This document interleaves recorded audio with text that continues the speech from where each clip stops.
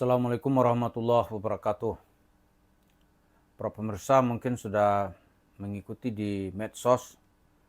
Hari ini Gus Miftah, utusan khusus Presiden Prabowo dalam urusan kerukunan umat beragama, dipaksa mengundurkan diri, atau tepatnya menyatakan mengundurkan diri. Ini kita lihat baru mantap gitu. Karena sekarang ini kalau nggak dipaksa, orang tuh pada nggak bisa merasakan gitu. Bagaimana dalam pandang orang-orang ini Gus Miftah ucapannya keterlaluan. Banyak warga masyarakat yang protes. Itu ucapan tidak pantas diucapkan oleh seseorang yang menjabat jabatan politik sebagai utusan khusus Presiden Prabowo. Ya bagaimana ya kalau ucapannya itu menimbulkan protes dari masyarakat, bagaimana mau rukun? Dia ini utusan khusus untuk kerukunan, tapi dia tidak membuat rukun. Lalu di mana-mana orang meminta, bahkan saat kita tonton ya, dari partai misalnya juga meminta dia supaya mundur. Misalnya petinggi dari Partai Kebangkitan Bangsa, Al-Mukarram Jazilul Fawaid, Jazilul Fawaid, Kiai Jazilul Fawaid, itu seolah-olah melepas gitu. Gak bisa kita bela ini kalau begini ucapannya. Bahkan Perdana Menteri Datuk Sri Anwar Ibrahim, Perdana Menteri Malaysia, juga ikut mengecam. Maka walhasil hanya dalam beberapa hari Gus Miftah menyatakan mengundurkan diri. Lalu apa hubungan ini dengan Yusuf Mansur dan keluarganya? Ini yang mau kita lihat. Karena sekarang ini era main paksa, kalau nggak paksa nggak ngerti gitu. Yusuf Mansur itu mestinya juga harus dipaksa oleh hukum gitu untuk mempertanggungjawabkan perbuatannya. Ini kan sekarang orang sopan-sopan aja ini, menggugat dia melalui pengadilan. Udah sejak tahun jebot gitu, nggak putus-putus. Jadi kalau belajar di kasus Gus Miftah ini, Yusuf Mansur juga harus dipaksa. Bukan dia saja, circle dia ya yang menikmati uang jamaah masjid kota wisata Cibubur, ya kan? Yang jumlahnya kalau tahun 2009 ya berarti sudah 15 atau 16 tahun yang lalu itu 55 miliar. Ya kan? Ada itu jaringan-jaringannya yang terlibat gitu. Ada Baitul Mal, Wat Tamwil, ada nanti PT Adi Partner Prakasa, ada banyak itu. Nah di keluarga Yusuf Mansur yang turut menikmati, misalnya istrinya, ada anaknya gitu. Itu juga dikategorikan sebagai penjahat. Lalu warung stick and shake tempat dia melarikan uang gitu. Loh, kalau saya mau usulkan kemarin di OTT aja, kan dia mau comeback katanya. Mau kembali mengumpulkan uang gitu. Kalau ditunggu kesadarannya, nggak sadar-sadar ini orang. Sama ya. Harusnya ya kalau kita lihat bahaya, Yusuf Mansur ini lebih memberikan daya rusak yang luar biasa jika dibandingkan dengan statement atau ucapan yang dianggap terlalu tajam dari Gus Miftah karena menjabat sebagai utusan khusus presiden di dalam masalah kerukunan. Walaupun kalau kita analisis lagi ya, utusan khusus presiden di dalam masalah kerukunan itu tugas dan tanggung jawabnya apa ya kira-kira? Sebenarnya kalau kita boleh melihat dengan mata kasat gitu ya, kasat mata itu sebenarnya kan jabatan yang dibikinkan karena yang bersangkutan sudah membantu atau sudah berkontribusi mengantarkan Prabowo Subianto untuk memenangi Pilpres pada tahun 2024 ini. Itu sebenarnya. Kalau dilihat jabatannya ya tidak jelas kerjaan apa gitu.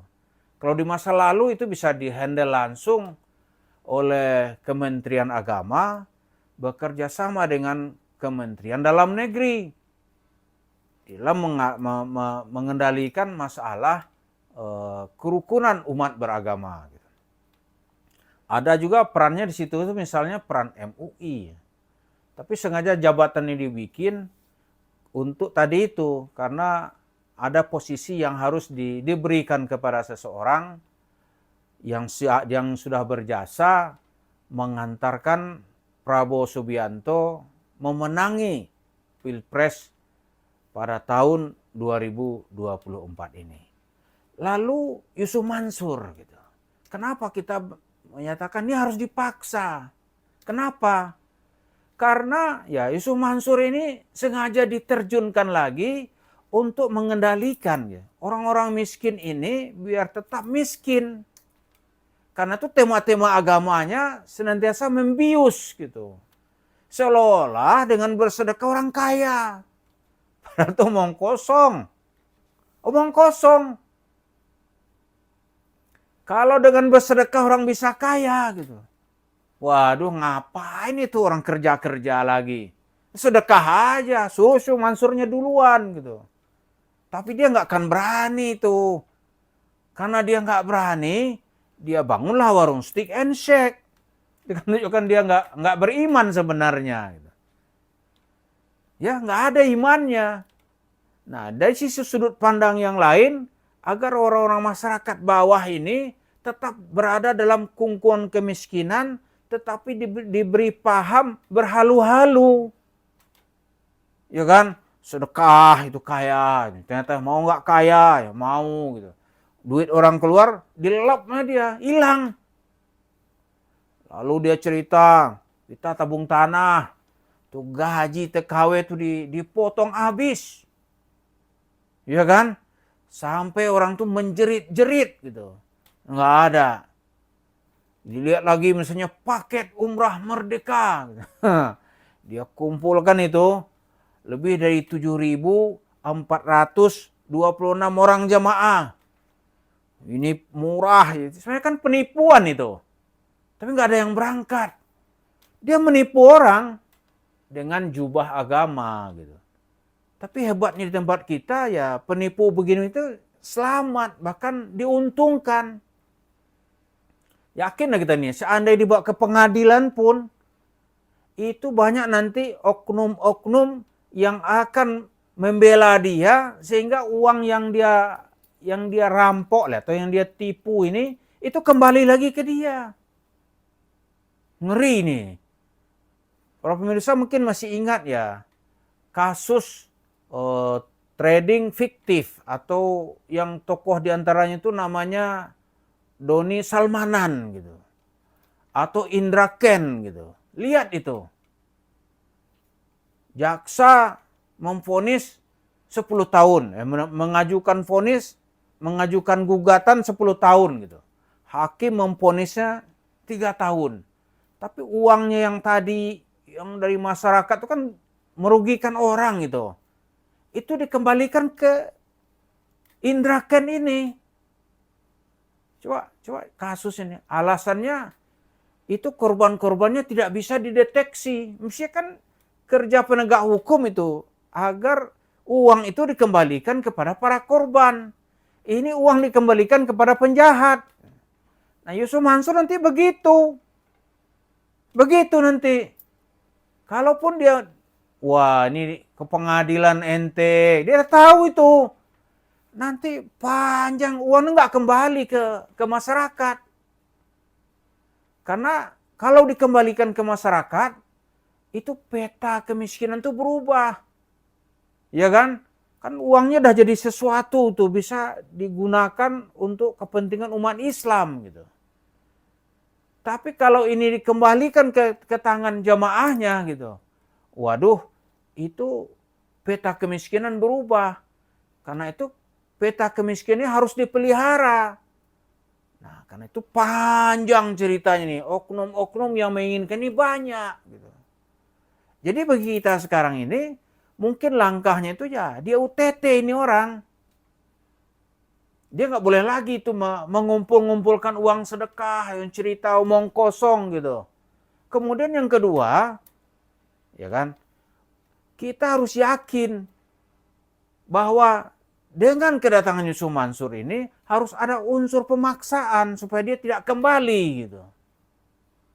Jadi kalau Gus Miftah itu dipaksa baru dia bereaksi, mungkin ya saraf-saraf itu belum begitu bebal gitu ya.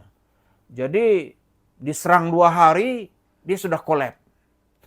So Mansur diserang tiap hari dia santai dia. Mungkin dosisnya masih kurang gitu. Jadi kayak orang kena virus ini, kalau virus itu udah kuat, disuntik dengan atau dikasih tablet dengan 250 miligram, itu nggak mempan. Dikasih 500, mungkin agak sedikit goyang gitu. Tapi mungkin ini dosisnya itu dinaikkan menjadi 750 gitu. Mungkin virus ini bisa lumpuh. Nah, Yusuf Mansur ini kita lihat kadang-kadang kalau kita angkat tema ini terus-menerus, banyak orang melihat, waduh, tema yang lain dong. Gitu. Maka muncullah tema Gus Miftah ini juga kesempatan. Ternyata masyarakat kita sekarang ini dia udah kesal kepada banyak keadaan, kesal kepada kondisi lingkungan, tempat pelariannya atau tempat pelampiasnya muncullah sosok yang namanya Gus Miftah, gitu. Bukan Agus ya, Gus Miftah. Nah, nanti kita berharap pelampiasan berikutnya muncul dengan nama sosoknya Jam'an Nur Khatib Mansur alias Yusuf Mansur gitu. Yang sekarang sedang berpesta pora dengan uang yang dia kumpulkan itu dalam bisnis pribadi yang bernama Warung Steak and Shake. Mudah-mudahan masyarakat makin belajar dari kenyataan ini. Orang-orang yang tidak mungkin diharapkan lagi dengan seruan memang harus dipaksa. Terima kasih. Assalamualaikum warahmatullahi wabarakatuh.